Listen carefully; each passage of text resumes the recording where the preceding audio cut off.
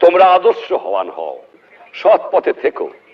মনে রেখো, মুখে হাসি বুকে বল, তেজে ভরা মন, মানুষ হইতে হবে মানুষ। যখন মাঝে মাঝে আমরা অমানুষ হয়ে যাই। এত রক্ত দেওয়ার পরে যে স্বাধীনতা এনেছি, পরিত্রে পরিবর্তন অনেকের হয় নাই।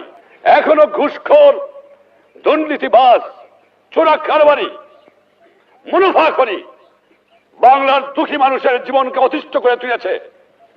দীর্ঘ 3 বছর পর্যন্ত এদের আমি অনুরোধ করেছি, আবেদন করেছি, হুমকি দিয়েছি, ছোড়া নাহি শোনে ধর্মের কাহিনী। কিন্তু আর না, বাংলার মানুষের জন্য জীবনের যৌবন আমি কারাগারে কাটিয়ে দিয়েছি। এ মানুষের দুঃখ দেখলে আমি পাগল হয়ে যাই। কাল যখন আমি আসতেছিলাম ঢাকা থেকে, এত দুঃখের মধ্যে না খেয়ে কষ্ট পেয়েছে, গায়ে কাপড় নাই, কত অসুবিধার মধ্যে বাস করতেছে। হাজার হাজার লক্ষ লক্ষ লোক দুপাশে দাঁড়িয়ে আছে আমাকে দেখবার জন্য। আমি মাঝে মাঝে প্রশ্ন করি, তোমরা আমাকে এত ভালোবাসো কেন?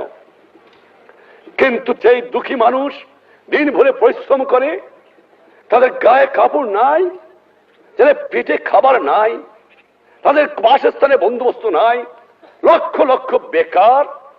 পাকিস্তানিরা সর্বস্ব লুট করে নিয়ে গেছে, কাগজ ছাড়া আমার কাছে জন্য কিছু রেখে যায় নাই, বিদেশ থেকে ভিক্ষা করে আমাকে আনতে হয়। আর এই চোরের দল আমার দুঃখী মানুষের সর্বনাশ করে বা লুটতরাজ করে খায়।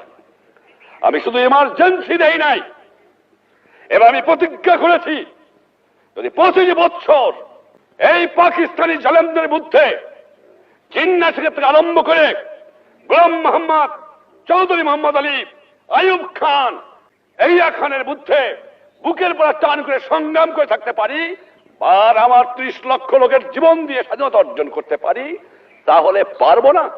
নিশ্চয়ই ইনশাআল্লাহ পারবো। এই বাংলার মাটির থেকে এই দুর্নীতিবাজ, এই ঘুষখোর, এই মুনাফাখোরি, এই চোরাচালানদের নির্মূল করতে হবে। আমিও প্রতিজ্ঞা নিয়েছি, তোমরাও প্রতিজ্ঞা নাও, বাংলার জনগণ প্রতিজ্ঞা গ্রহণ করো। আর না, অসহ্য সীমা হারিয়ে ফেলেছি।